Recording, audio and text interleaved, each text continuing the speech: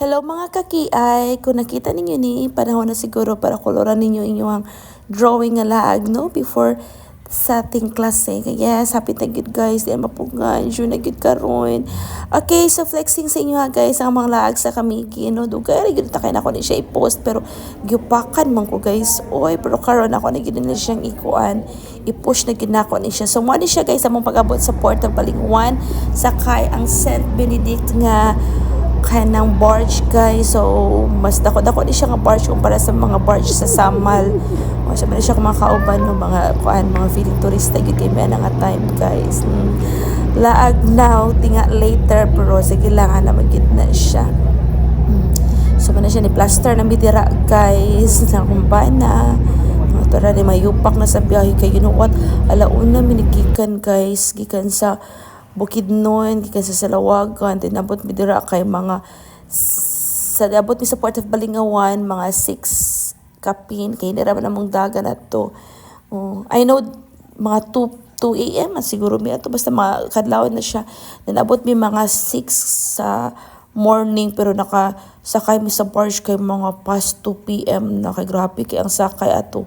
Perting daga nagtawid siya ato nga time din kanang pahirapan kaayo no kanang magkuwag ticket kanang real talk lang no kung ato bitaw mo kamikin guys labi na peak season kay ano gyud dapat kanang taas inyo pasensya kay basta kay mo compare na ko siya sa Samal. Ang Samal man good guys bisiun sa kataas ang kanang biyahe bisiun sa kataas ang kanang pila rather kay kanang once kay matunong na ka sa kanang sa ticket booth kay sa ticket booth kay kanang sa Kamigin mga nag-turn na yun mag-iro kong bayad sa Port of Balingawan mga good guys kay lahi kayo kanang basta wala ko kasabot ato murag makaingon ko nga dili siya organized and dapat yung mga fixer pag yun bakunaanan well anyway kanang basta mo na siya real talk na ako na siya. For sure ang banong mga turista nga nakatugkamikin nga nagapon namin ang peak season di ba siya siguro kanang same siguro experience pero ato nga time magpagato na mo kay kanang weekend pag yun siya dayon bakasyon mo na grabe yun ultimo ang pag-adto sa mga kanang tourist spot bitaw guys ang paglinya sa ticket paglukat sa ticket matugan ng tourist spot kay pahirapan gapon like wato kag Mantigi wato kag White Island kay taas gapon kay ang pila mahurot imong oras sa pila so dapat kung maadto gyud ka didto na gyud ka itinerary para maplaster gyud imuhan ay gyud nimo imuhang kanang lakaw ana nga adlaw para dili pud masayang yung oras din nga. So mana siya guys ang kuan Katibawasan Falls no so kanang isa sa kanang mga busay dira sa Kamigin no mas taas siya kumpara sa Tuwasan no so makaingon jud ka nga kanang grabe gid ang kuan gid ang kinaiyahan ma-amaze ka dira guys no taas kini siya nga busay then ang tubig grabe ka bugnaw grabe ka tinaw pag gyud kaayo then kusog kaayo ang kanang ana ba tagak sa kuan bro makaingon gid ka nga biski pag napaka sa distansya kay makaingon gid ka nga kanang dako siguro ni nga busay kay grabe ang pressure sa tubig yun. So feeling turista lang kay ang kuan feeling turista kayo ang babae dira no murag gyud kanang murag gyud gikuan gidalan sa biyahe. Mana siya mo ang first nga kanang IT na mo pag-abot mo sa Kamigin. So nakabot dito mga 4 kay mga ana din ni plaster mi dito ito mi sa mga homestay din kanang bili na mong bag mga gamit ayun ano na dahil mi wala na magipalampas na din among first day dito kanang naanan mi kanang ganap dayon no so Katibawasan ang unang gatuan guys wala na ko mga turista nga mga kuan mga kanang mga feeling turista nga mga Jumega opa. Okay, so basta guys, dindot kayo no. So, kung makita niyo siya akong vlog guys, panahon na gyud nga koloran ninyo inyong kuan drawing nga laag kay hapit nating klase guys, dili gyud mapugan June gyud karon. June na karon din amo kini siya nga kuan laag sa to paning May 17 to 19. Tapulan kay ko. Kung yan kay ko magkolekta og videos, mag-video guys, pero iyo pa kayo mag-kuan voice over. By the way guys, kung malaag bitaw mo kamigin kay kuan, dapat sakto gid mo awayan guys, kay was sure kuan gid siya, kanang gasto gid siya. Pero nga na magina diba in every laag gyud dapat manukad gid ka kay gasto man gid ka kung gusto ka malingaw ka, gusto ka mag-enjoy ka, gusto ka magbakasyon ka, makagasto gid ka. So mag-ano gid ka, mag-andam gid kag mga awayan gid nga sakto gyud. So ang kami gid man good guys kay kada tourist spot nga mga tuan kay nagibayad no. So ang bayad is more range siya from 50 pesos to 75 pesos. So ang Sunken Cemetery ra guys ang walay bayad no, pero ang walay entrance fee, pero once ka mo sakay ka madto ka dito sa katong cross gyud sakay ka katong bangka na ay bayad siya guys 10 or 20 man yata ka wala man sakay na ato dara mi sa kuan sa kanang atbang raman gid mi ay sa kanang na lang gid mi ba. Dara mi sa katon mga baligyaan nila nga mga kanang mga souvenir items inana.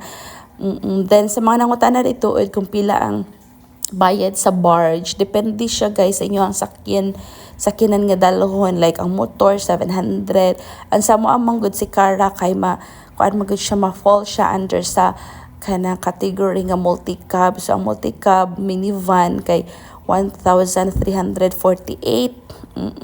Wala pa labot ang pamasahe ana sa kuan sa kanang mga pasahero. Bali sa sakyanan alone is 1,348 ang na bayaran, tapos libre ang driver dayon, ang pasahero dayon is 252 ang regular nga kanang fare, tapos na discount sa bata o sa senior magdala lang mo og kanang ID. Dayon na ay environmental fee, na ay terminal fee, dagag mga fee dito guys, dagag bayron nun. Dayon miski pag uli no, igi ko kasagang guys pag uli kay gikolektahan pa mi og kanang barangay fee ana lang. Okay, so gasto gid siya no, gasto siya nga na magila diba kung balik ko na ako kung gusto gid ka nga malingaw ka mag-enjoy ka, so makakuot gid ka makakuot gid kag kuan. So dapat ay kay sakto nga kanang bangil gyud. Again guys, nami diri sa kuan ani nga time nami diri sa Arden Hot Spring kay sanar ako mga kauban so ako guys nag-video gyud ko na nga time kay kanang minus kayo kay pagi ka na mo guys kay migawas ang ako ang bisita. Oy wagid siya as in nga kanang kuan gyud kanang killjoy kayo. So first day na ko sa ko ang bisita na guys mo ko nagkuan pa ko na nga time nagantos pa ko na sa kasakit sa kong puson, pero lalaagi hapon kagkuan ta na gyud kilid na guys kapingits kasakit sa kong puson. As in gyud. So tanaw na ko na nalingaw na po ko nilang tanaw din ha. Then according sa akong mga kauban, so kanang kay kana sila ni si Sir Don ug si Joanna kana na mo sila di man sila Okay guys, first so timer this dira is sa Arden. So the according to them kanang dili na daw kay Arden siya nga Resort nakahat located kumpara here to in first nga na nila Bahaw, dira. So Camiguin. Ardent Hot Spring Okay, siya.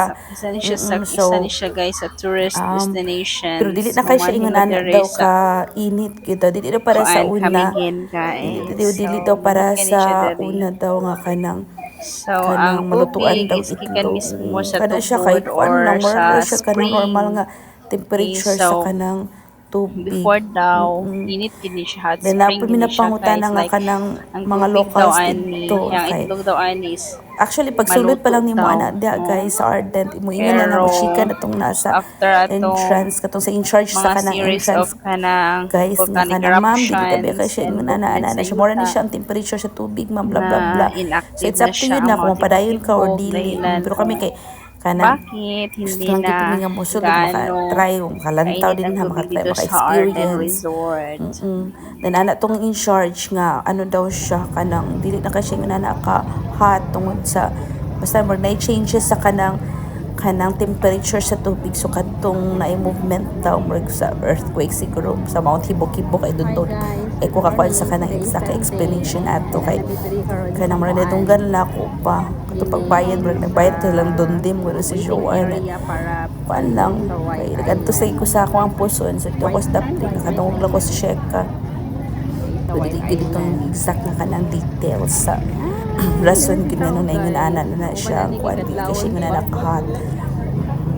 So kini siya guys, man ni siya ang sa kuan pamantigi no. Hi guys. So man ni siya ang kuan mo sa pamantigi ni siya guys. Again tanawa lang ninyo ni siya ako ma-video sa kayo pak na kay mag voice over. No, dili din siya sa mantigi. Sa kuan day ni pa White Island day ni siya. Pa White Island din siya guys. Lagi kami naglukat og kanang ticket ana rin sa kayong bangka. By the way guys, ang bangka dira is 550 plus 75 each man yata. Ang pasaheros. Pero ano man 550 ni back and forth na lang siya. Oo, then sa White Island guys, dili kay siya. Ingon nga magkadugay kag stay dito tungod kay init kayo lagi siya kanang kuan lagi siya sa tawagan na ay kahoy no? Naked gid siya pero wala gid siya kahoy gid ayun kanang ideal time mo na ka White Island is kuan magsayo gid ka as early as 5 AM dapat naka-ready na kadira sa bangka kanang nakalinya na kadinha so kung peak season guys na ba hirapan kayo kami ana ito naman may nakaon sa nila nakasakay kataas pa niya. Oo, dahil 4 sa kada bangka 4 pwede mo sakay. So mana siya guys 6 man na siya 6 daw na siya 6 ka kanang tao daw na siya before that I don't know anong before na lang nila karon to show point hindi ano na lang po nila bang mitras ko ang turismo kaya buhit kayo ang turismo nila sabi pa kay summer. Dito kang White Island guys. Kadto naman ko kuan bagang katungkusan para sa bagang ka pero lahi po the beauty ang kuan ang White Island. Basta tanawan lang niyo na siya guys sa video guys kay pak na kamo voice over. So again, thank you guys for watching sa akong vlogadag. Okay, so bye for now. Mama. Keep safe.